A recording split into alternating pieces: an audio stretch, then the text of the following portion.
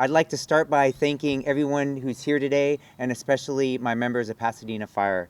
May kicks off our annual Hazardous Vegetation Management Program. Over the next 3 months, we will inspect approximately 4,000 residences within our very high fire hazard severity zones. The fire hazard severity zones are based on an evaluation of fuels, topography, and fire history. These annual inspections are in accordance with California Fire Code and Pasadena's Hazardous Vegetation Ordinance. In March of this year, residents within these areas received a brochure outlining the requirements that are mandated by the state of California to keep you and your neighbors safe. Our program focuses on safeguarding our residents, property, and the surrounding community in the event of a wildfire. Our program is designed to minimize fire danger by controlling the density and location of flammable vegetation. These requirements are established to manage both fire and erosion hazards and to protect life and property.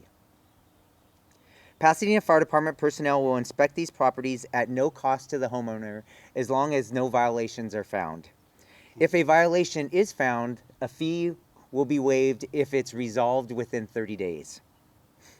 Our goal is all about prevention and education.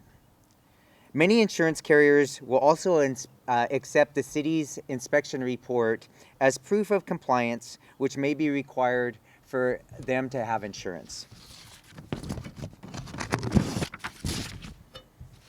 For our residents, and when I start talking about the requirements and getting a little bit in depth on why we have certain requirements, it's really important to know why, right? And so let's talk about the ways fire spreads, especially in a wildfire. There's one of 3 ways.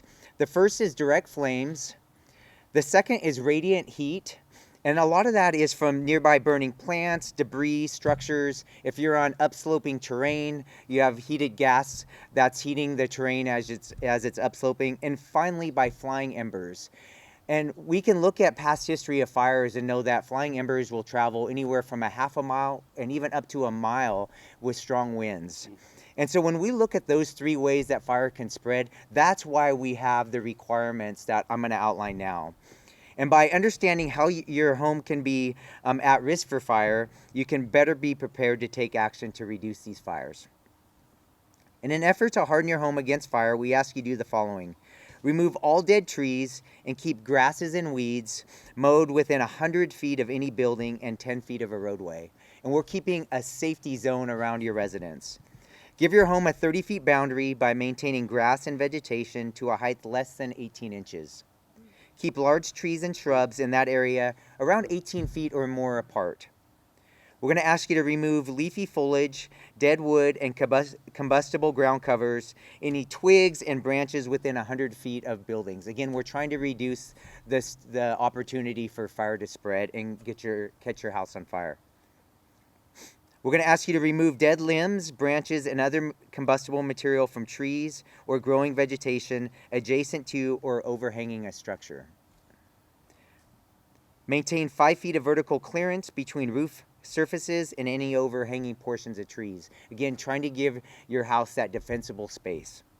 Remove any portion of a tree that extends 10 feet, within 10 feet of a chimney, and trim and maintain all vegetation away from curb lines up to a height of 13.5 feet. And this is really important for our emergency vehicles to get down your street and protect your property. We need to be able to have the clearance to do so.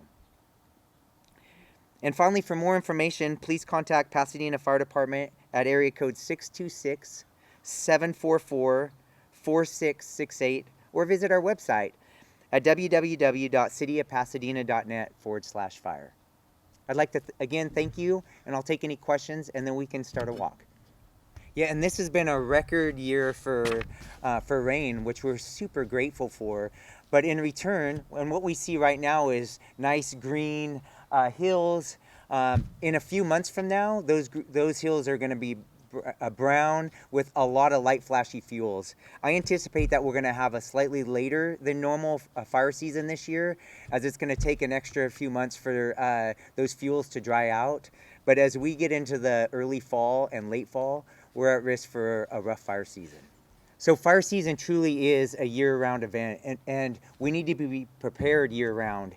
And if we just look to the past, just in the last few years, we had members of Pasadena Fire Department on wildland fires late into the fall, Thanksgiving, even working wildland fires up until Christmas. And so we know what used to be wildland season in the summer into the fall is now really year-round. We have a couple months where the risks are lower, but really fire season is a year-round.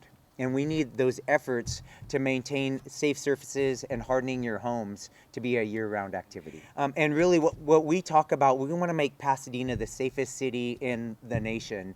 And part of that is through education. We're talking today about prevention, but it's also extremely important to have a plan. And that is, how do I exit my house with my family? I need to have a go bag of essential items. I need to have an exit route and an alternate exit route in case my primary exit route is blocked by fire or cars or some other. And then we really want you to think about being self-sufficient for 24 to 72 hours. So prescription medications, a little bit of cash, a little bit of food and water. Don't forget about our furry friends, taking care of our animals, food and water for them also. But most importantly, having a plan and exercising that plan in advance of the emergency occurring.